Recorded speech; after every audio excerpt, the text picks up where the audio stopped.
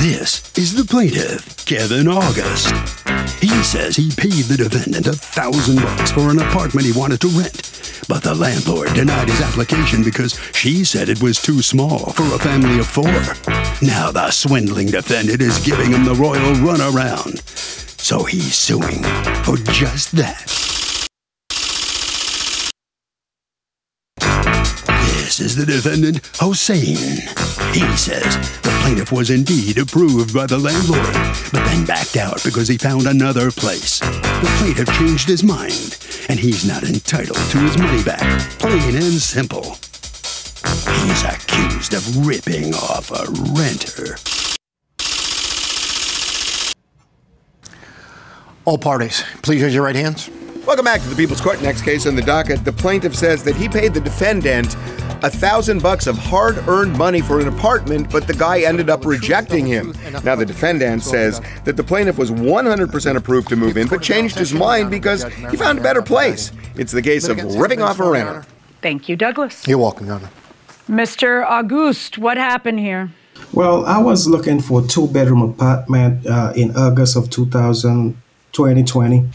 And it was during the pandemic, and it was very difficult to get one.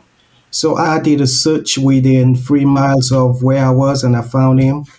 The defendant told me he had plenty of 2-bedroom apartments, so stop looking right away and come to him. He could help me. So that's what I did. I went to him, and I told him what price range I was looking, and he told me no problems. So he asked me to put down a security deposit of $2,000. But I couldn't do it during business hours because I had just gotten a new job and I didn't want it to take time off just to get that. So I went to the ATM after work and was able to pull out $1,000. And I explained to him, I told him, oh, that's perfectly fine. Just deposit it. So I came, I deposited it.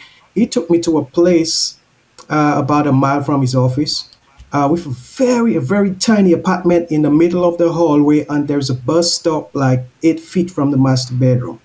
And so when the owner of the apartment called me and interviewed me, she told me, well, the apartment is too small for a family of 4.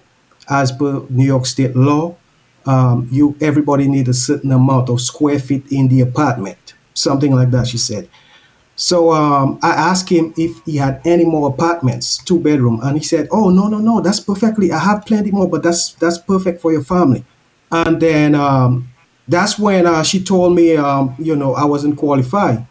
So then I called him and I asked that you weren't qualified. I was not qualified because of the size of the family. Do you have any proof that the landlord said you were not qualified? No, Your Honor. Okay, let me ask you, Mr. Hossein, what's going on here? Are you a realtor? I'm a real estate broker.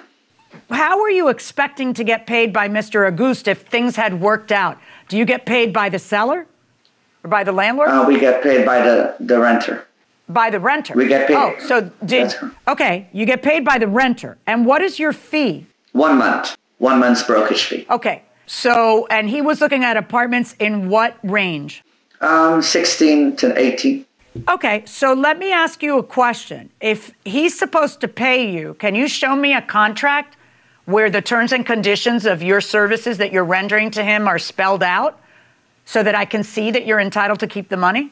Yeah, it's all over the office. It's all in the application. No, I'm not in your office. Can I see the contract he signed?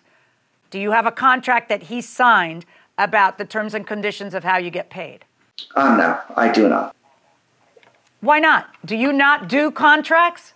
I don't have that specific paperwork with me. I can give it to you in a few minutes. If you give me a few minutes, I can have it. Did you sign a document, Mr. Auguste? No, I don't. I didn't. Okay, let's find the document, Mr. Hossein.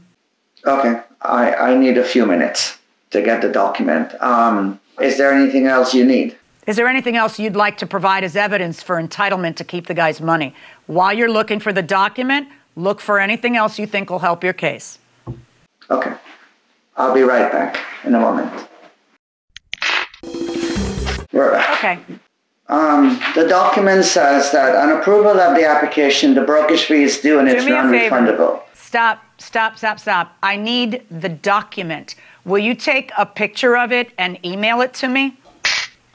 Did he sign that document, sir? He did not. Oh, maybe that's why if he didn't sign it, then you don't have a contract. So he gives you the money and he thinks it's so you never had him sign a contract, but you have contracts because I just waited for you to go find a spare one. Now, tell me why you didn't have him sign a contract. Because when they come into the office, sometimes they're busy. They just go right out to look at the properties. And then after that, I'm sorry. That's ridiculous. You're a business person. I have these cases all the time, and the broker always gets a signed contract. So I think that this is not something you can blame on someone else. It's your business. You should be getting a signed contract. Now, according to you, signs are all over your office that say deposits are non-refundable. But show me the signs that are all over your office that say deposits are non-refundable. It's on the application. What application? The one he never saw because he didn't sign it? That one? I have to. I have to pull this file. I have some of this file. I don't have the whole file. I can email it to you. Yeah, I don't care. No, I'm not interested. I'm in the middle of a trial. You're being sued to return the money. You want to prove to me that you have a right to it, and you're unable to do so. Now, you tell me verbally, since you can't prove to me that there's a contract where he agreed for you to keep the money if he got accepted somewhere, now just prove to me verbally what you think the facts of this case are. You feel that you're entitled to the money. Why? Okay, because when someone comes into our real estate office, our brokerage office, they are told that if they get accepted, we earn our fee, the landlord gets their month's rent and the month's security. Okay, so did this landlord get the money that this gentleman gave you? He didn't give the month's rent. He did not give the security. He left a deposit. Deposit was to hold the apartment for him. My question. The money, sure. Where did the money go that the plaintiff gave you? Where did it go? In your pocket? No, it went to the landlord. Okay, do you have proof that it went to the landlord? Yes, we do.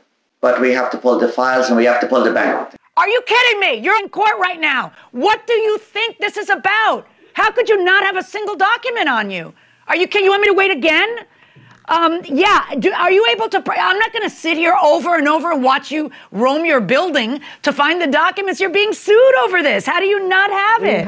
We have millions. We have so much documents that. How many millions of cases are you getting sued on?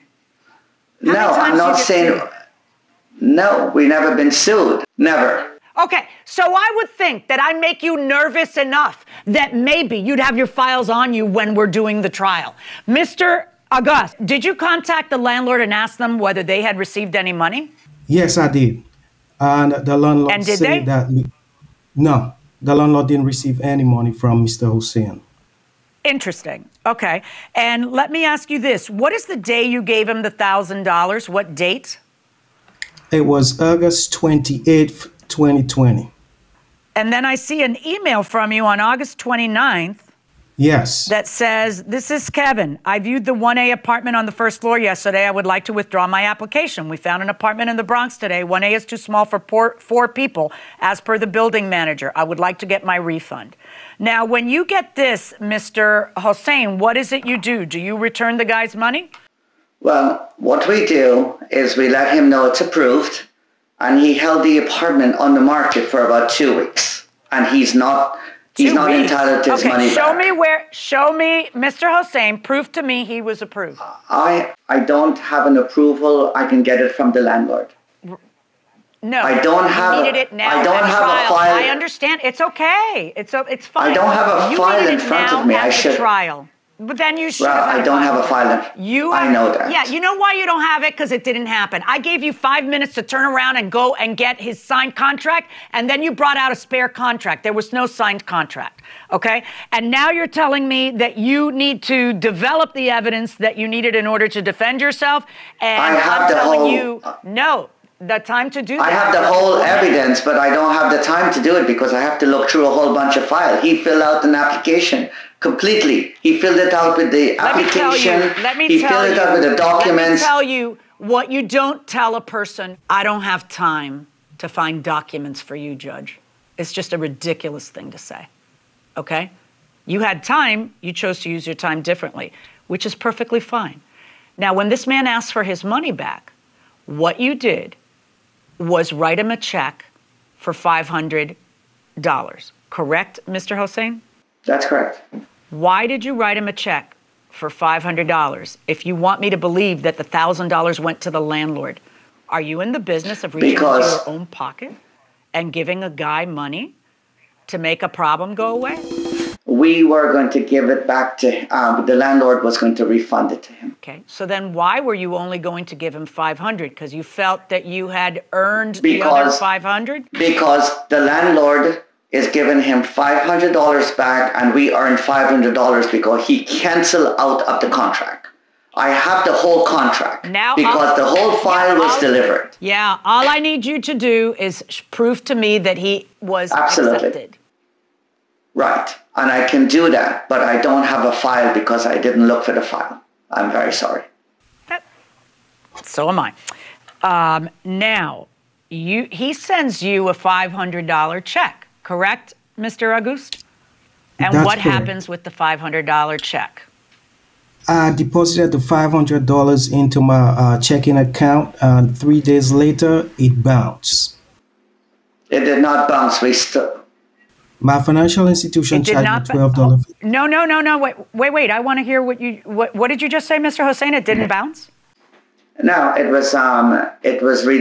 we stopped it because we felt that we were going to get it back from the landlord. That's all.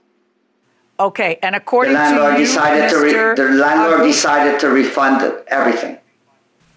I'm not understanding. Did you stop payment on this check, Mr. Hossein? Yes or no? We stopped the payment and the check because the landlord decided to refund all the money and not to have any issues with this. Well, then why would you stop payment on the check? You should be writing a second check. Right. We did not want to be, once she wanted to refund the money, we didn't want to be responsible for it anymore because he was getting the money back from, okay. He was getting the money directly from the landlord? She was going to give it back to us, to give it back to him. He decided to sue us. So we were going to give him back all his money. Stop. Right. But you didn't, right? Because if you did, I wouldn't be here, right? You never gave him back his money. In fact, he didn't even get the $500. Do you have your bank documents, Mr. Auguste, so that I can see what your bank told you was the reason for? Yes, I do. I got it. So, Mr. Hossein, along with everything else that you say, what the last statement you just said that you stopped payment on it is false. Because what actually happened, according to his bank, is that you didn't have sufficient funds to cover the $500. There was money in the account. You see where it says, oh, but hey, the bank says that the reason for the returned, the check is that it was made out of rubber. Okay? So here we go. You are not going to keep a stinking penny of this man's money. Did you get charged for that bounced check, sir? Yes, you got charged $12. So yes. I am going to order the defendant to pay you. So you're out the whole $1,000 right now. You've got nothing, right? Nothing. So, well, I am entering a judgment in your favor in the amount of $1,000 plus the $12 return service fee plus your court costs plus prejudgment statutory interest since August of last year. So you won, and you won big, okay? Thank Verdict you, for Your the plaintiff.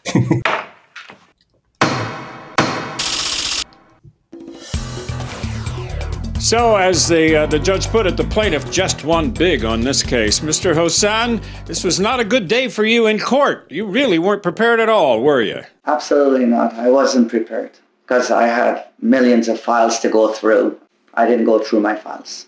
Yeah, well, you just weren't ready. By the way, now you've got to give him $1,000 plus interest, plus court costs, plus the fee for the check that bounced. As the judge said, your check was made of rubber. What do you think about that? What do you have to say about that? It's terrible because we stopped the check. The landlord was refunding the money. So, but that's fine. Whatever the judgment is, we will pay it. we will pay all the money back with the interest and everything. That's perfect. That's good. I'm so happy that he won the case. You're happy. Good for you. Yes, I'm very happy he won the case. It's a lot of work. You know, you could have avoided this by giving him his money back. You could have given him his money back, right? But if it's a lot of work. We go through a lot of work with these clients for weeks and weeks and weeks, trying to find them an apartment, trying to find them something. They find something, and they want back all their money. They don't want to pay for one dime of service, and that's where the issues are. All right. Sorry, but it wasn't your day today. Okay. Thank you very much. Mr. August, I would assume you feel pretty good right now. Vindicated. Would that be the right way to put it? That's correct. I feel really good right now. Okay. Well, congratulations. Sorry I had to go through all of this mess. I don't know. You learn anything from this? Next time I'll be more careful before I throw my money out anywhere. I'll just be more careful about it. Well, I think that's a good lesson to learn. All right. Congratulations. Thank you. Okay, Harvey. Okay, Doug, we have seen this a bunch of times in the People's Court over the years where somebody puts money down in an apartment and for whatever reason they don't move in, they want to get their money back. The landlord says no, the tenant sues. Well, here's the situation. In this case, the reason the plaintiff won is because there was no proof that the landlord ultimately said, yes, you can move in. Had that been the case, the plaintiff would have lost. But that wasn't the case. If the landlord is absolutely willing to let you move in, even if it's, an hour after you put the deposit down and you change your mind, a deal is a deal is a deal. And if you've put the deposit down and made that deal and simply changed your mind, it doesn't matter you did it quickly, you're going to lose that lawsuit. Hey, judges, do you read each other's emails and texts? Thanks, Clyde. Yeah. Let me take this one. All right, go ahead. Yes.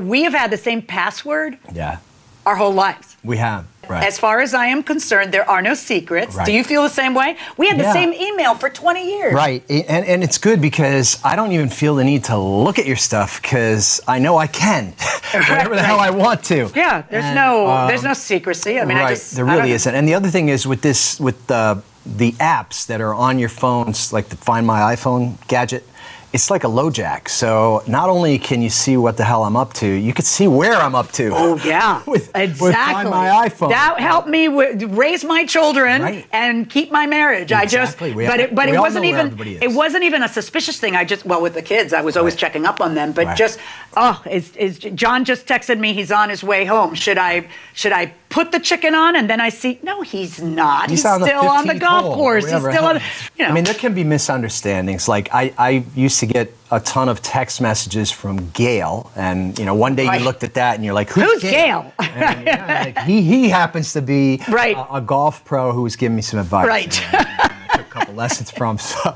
But I mean, look, everybody's entitled to their privacy, and it's not. I don't think it's a healthy relationship to constantly be checking up on each other. But it's good to know you can. Yeah. If you have to. Yeah. Right? They said, is it Louis Brandeis, the Supreme Court Justice, who said sunlight is the best disinfectant, right? Yeah. Well, I'm antiseptic in my treatment system because the sun is shining on that stuff.